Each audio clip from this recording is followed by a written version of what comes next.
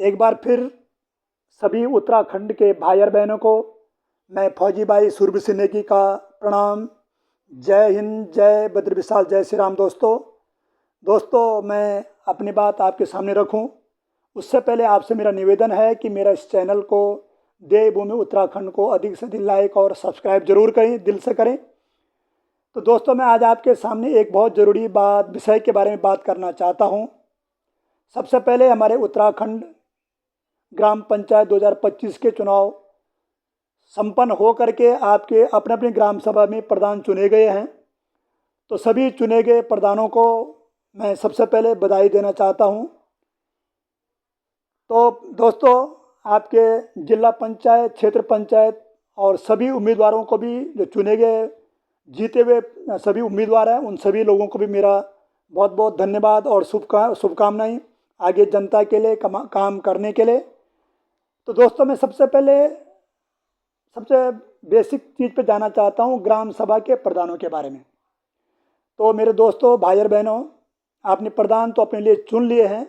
तो अब मेरी प्रधानों से विनम्र निवेदन है, क्षेत्र पंचायत, जिला पंचायत के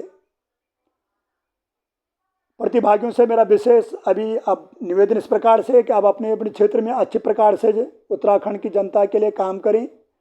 हमारी बहुत सारी असुविधाएं, हमारी बहुत सारी दिक्कतें हमारे क्षेत्र, पहाड़ी क्षेत्रों में हैं, गांव के स्तर पे हैं। तो उनको सुधारें, इसीलिए जनता ने आपको उम्मीद से आपको चुना हुआ है। तो उनके कामों पे, ग्राम सभा के विकास पे आप लोग खरे उतरें। विशेषकर मैं ग्राम सभा प्रधान के बारे में जनता को बताना चाहता हूं कि आपका बेसिक सबसे पहली सीढ़ी ग्राम सभा के विकास के लिए ग्राम सभा का प्रधान है। तो प्रधान को आपने दिल से चुन लिया है।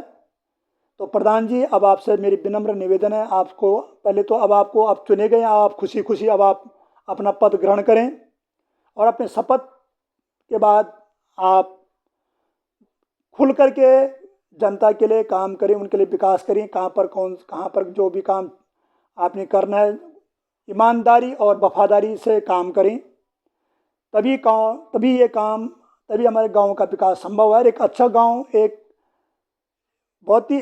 आधुनिक गांव को बनाएं, उसमें जो भी पैसा सरकार देती है। आज के समय में ग्राम सभा के विकास के लिए बहुत सारी स्कीमें, बहुत सारा पैसा सरकार ब्लॉक स्तर से ग्राम प्रधान को देती है।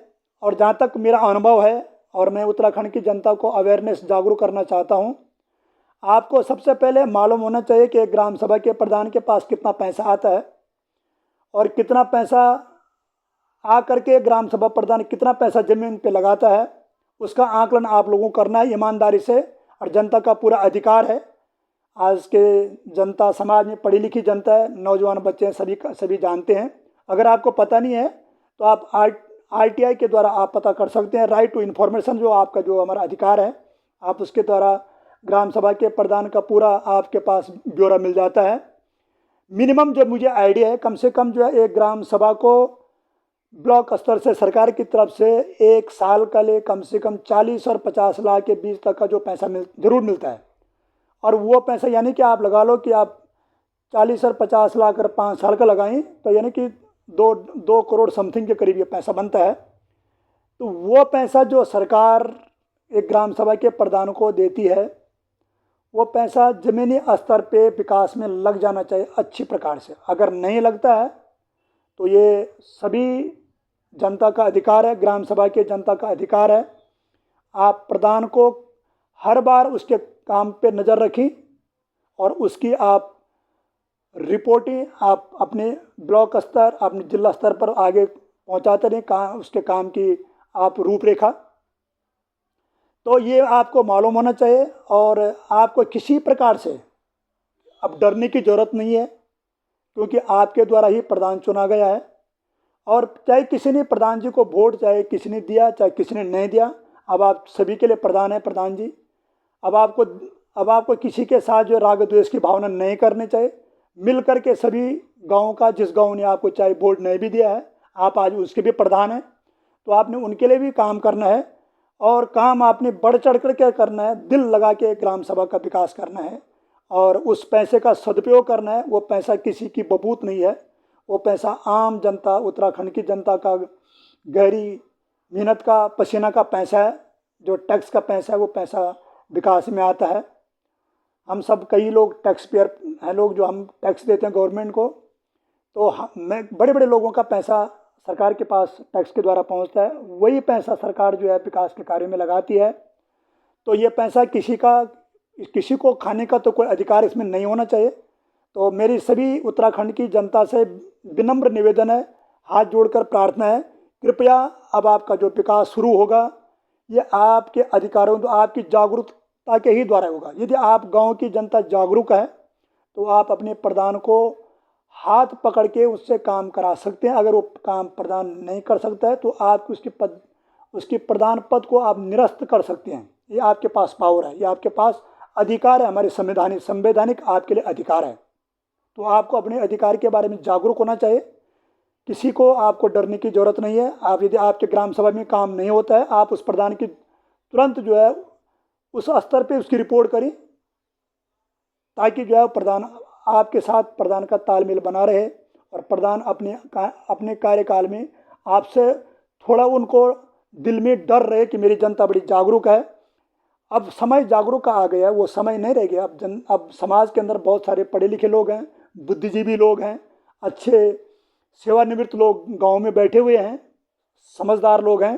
तो मेरी विशेषकर उन लोगों से विनम्र निवेदन है, अब आप अपने प्रधान को काम पे लगाएं, प्रधान के कामों को मॉनिटरिंग करें, देखें कि आपका प्रधान कितना ईमानदारी से आपके ग्राम सभा में 5 साल तक काम करता है।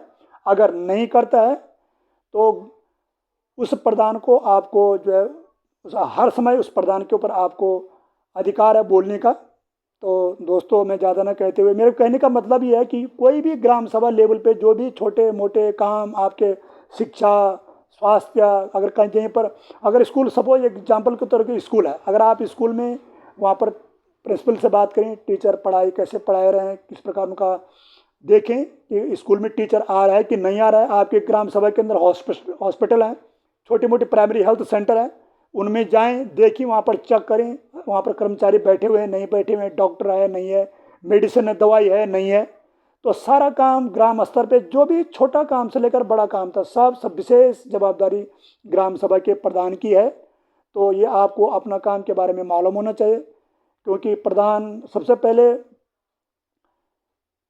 कहते हैं फर्स्ट डिजर्व देन डिजायर। आप उस चीज़ के लिए आप डिजर्व थे, यानी कि आप लायक थे, तभी आपको जो है लोगों ने प्रधान बनाया है। तो आपकी इच्छा प्रधान बनने की, तो अब आप प्रधान तो बन ही चुके हैं, उसमें तो किसी को कोई शंका समाधान नहीं है। तो अब आपको, जब आप चुने गए हैं, तो अब आपका काम है बिल्कुल तन मन धन से गांव के विकास में लग जाना, ईमानदारी से। हर ग्राम सभा के कोई भी छोटे मोटे काम है, गरीब लोगों के काम है, वो अपना काम नहीं कर पाते हैं, उनके पास जाना, उनको, और ख़ासकर विशेषकर मेरे अपने ग्राम सभा के प्रधानों से एक मेरे दिमाग में बात आ गई है, आपने सभी को विशेषकर जब ग्राम सभा आप मीटिंग करते हैं तो लोग अपने काम से लोगों को पता नहीं चलता है। आयुष्मान कार्ड कम से कम सभी लोगों का बना होना चाहिए। कई लोगों को मैंने देखा है कि वो अपना आयुष्मान कार्ड नहीं बना पाते हैं। तो ये ज़रूरी है, बहुत ज़रूरी है। न जाने कब किसकी ज़िंदगी में कौन सा दुख भगवान दे देगा। तो उसके लिए सबसे पहले एक गरीब आदमी के लिए हमारी सरकार ने आयुष्मान कार्ड बना रखा है। उसके लिए आपको मालूम होना चाहिए कि 5 लाख तक का गवर्नमेंट ने फ्री इलाज दे रखा है। तो ये आपने नहीं, आपको ग्राम सभा के प्रधान को सभी एक ही परिवार को, एक एक बच्चे को पूछना होगा कि आपका सभी का आयुष्मान कार्ड बन चुका है। तो ये भी बहुत ज़रूरी है। और अंत में मैं ज़्यादा कुछ ना कहते हुए आप सभी ग्राम सभा चुने गए प्रधानों को, क्षेत्र पंचायत, जिला पंचायत के उम्मीदवारों को, चुने गए उम्मीदवारों को बधाई और शुभकामनाएं देता हूं। और दोस्तों, साथ ही आप लोगों से विनम्र निवेदन करता हूं कि वो अपनी दिमाग की आदतें हटा दो। हमारे जो देश में होता है, हमारे जो राज्य में होता है, बेईमानी और भ्रष्टाचार का दिमाग से काम हटा दो, ईमानदारी से काम करो। ऊपर वाला भगवान तभी तरक्की करता है, ईश्वर आपको देख रहा है।